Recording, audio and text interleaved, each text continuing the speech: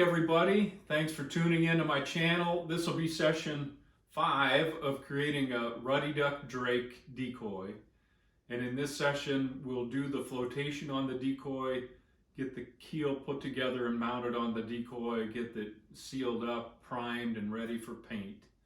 If you're enjoying my channel, please hit that subscribe button. That does help me out as I continue to build this channel with free resources for wildfowl carvers or people that might want to try their hand at any type of wildfowl carving, including decoys.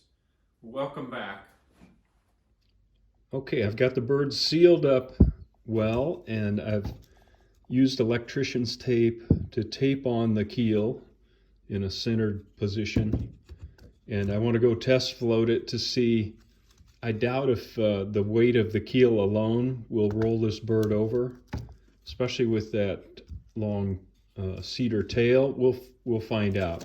But then I've also cut a couple of straps of 2 ounces each, lead pieces, and we can tape those to the keel. I want just enough weight to get this bird to self-right and roll over, and no more, because I'm right just about on the water line where I want to be without the additional weight. All right, let's take a quick look and see if he's going to need additional weight. That actually rolled over with no weight added to the keel.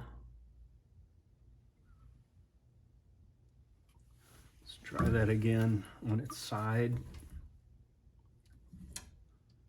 And therein lies the problem. So we're going to need to add a little additional weight.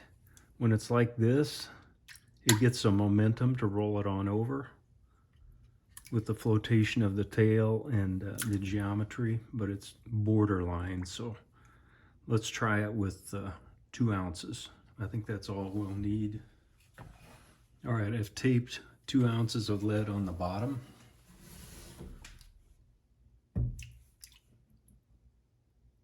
And it does roll over.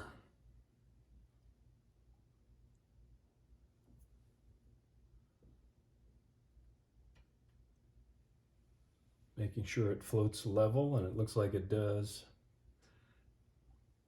The tail is a little high now, so I think I can put that weight back to the center of the keel. So let's try that. Okay, I've centered the lead between the keel screw holes. Let's see how it floats now.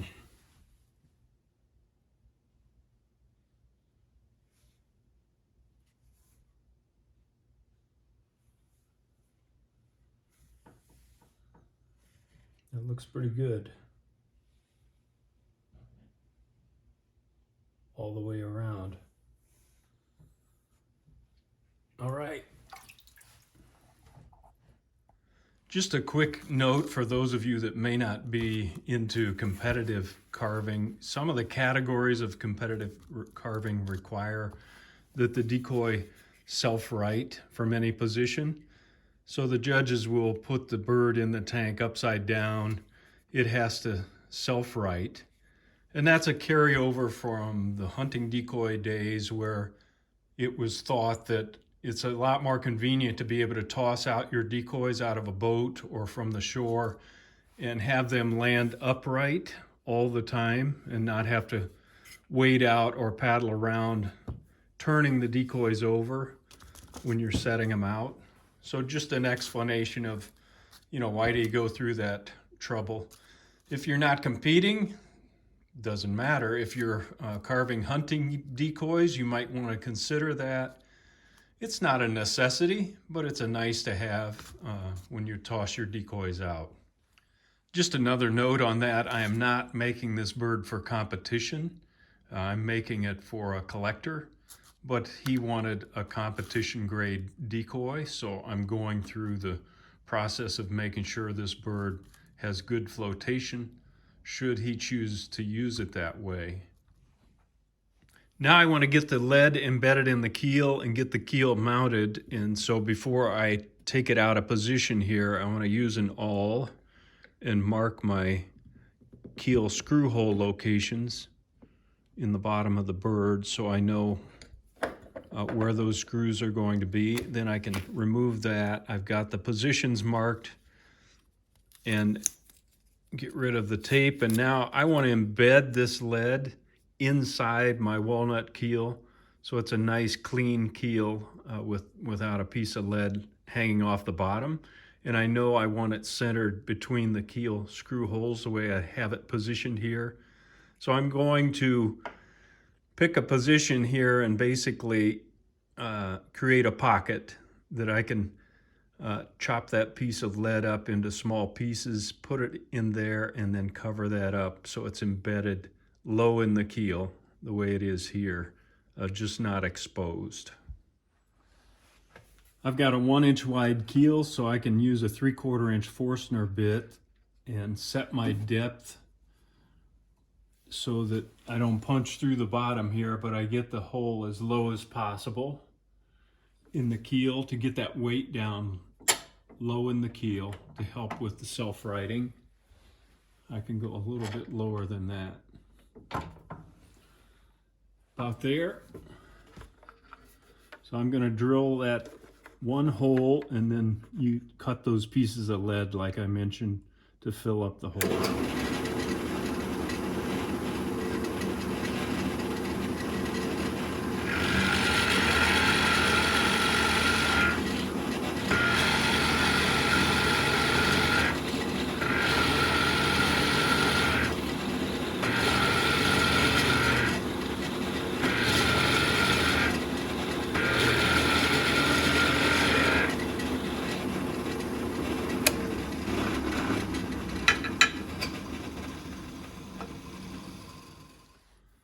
Now I've used tin snips to cut small pieces of lead, and then I've trimmed off the edges so they drop down in that hole that I've drilled. I'll do that for each of the 4 pieces, and then I'm keeping the scrap, and I'll just load that in on top so I'm not missing any of the weight that we worked with. All right, I've got my 2 ounces embedded, and I'm just going to use 2-part epoxy and maybe a little cap of Tupelo to fill up the hole and just make everything watertight. And somebody may be wondering, isn't there a more efficient way to add weight? And I used to have a little lead melting pot and pour molten lead into the hole. That's another option. I've just a long time ago switched to the strap lead because I don't like the fumes associated with melting lead, so I just use strap weights. And these are Decoy anchors that you can buy at sporting goods stores. They come in 8-ounce, 6-ounce, 4-ounce, different weights. Okay, let's get this sealed up. Rather than use a lot of epoxy to fill that hole, I used my circle template. I'm gonna cut out a 3/4 inch diameter disc, about a 1/4 inch deep, out of scrap Tupelo, and I can plug that hole, then use the epoxy to seal everything up. All right, I've got my little puck of Tupelo made. Mixing up some 2-part epoxy, DevCon 5-minute.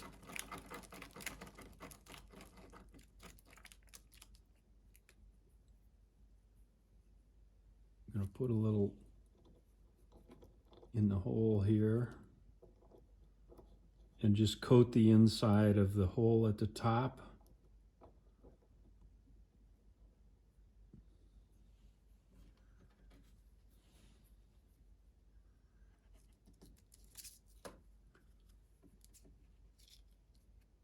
Put a little on the edge of my puck.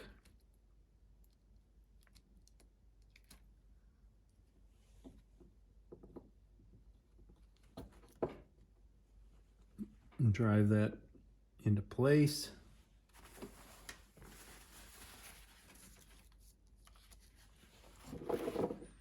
Put a little on the top and make it watertight.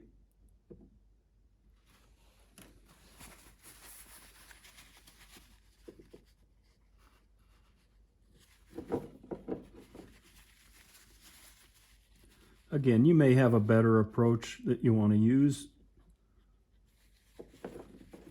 Sometimes you just get used to certain approaches, they work, and I stick with them.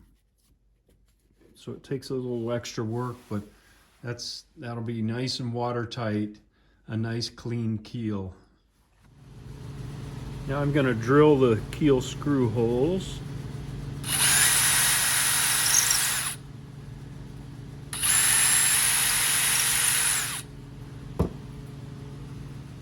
Now I'm going to use Lexel waterproof sealant, and I've coated the keel screws with that.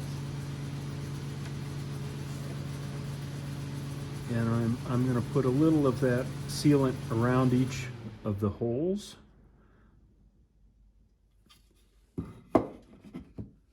And now I want to go ahead and drive that home. I like to use sealant on my keels. It really holds well, and if I ever want to remove a keel, it makes it possible to do that. If you're making gunning birds that you never are going to want to remove the keel, then you might want to just epoxy the keel in place.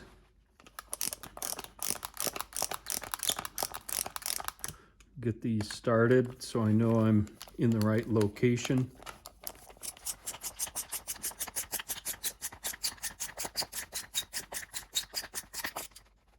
And a little of that sealant is squeezing out there. That's a good thing. That way I know I've got a good seal around the entire keel screw hole in the decoy to keep the water out. Same thing there. And that's why I like the clear sealant.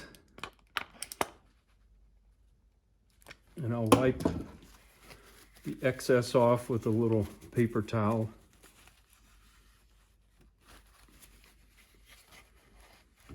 And that's done.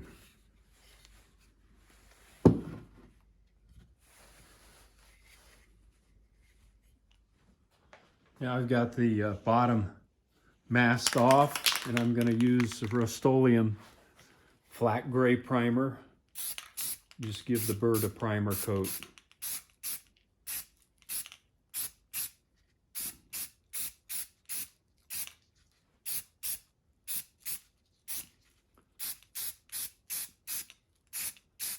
I always enjoy this because it's the first time you see the bird as all one color, all put together. I'll get that done and then come back. Primer's still drying, but give you a quick 360 of the bird.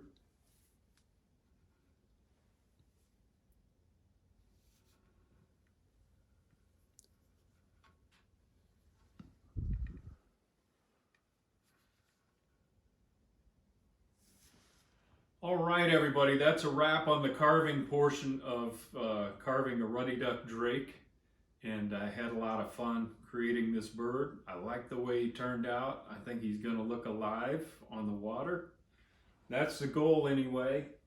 And in the next sessions, we'll do we'll get this bird painted. This is going to be in kind of a simple gunning style paint job. And I'm going to have to go do my research so that I'm ready to paint this bird. Until then, Tom Christie signing out. Good carving to you.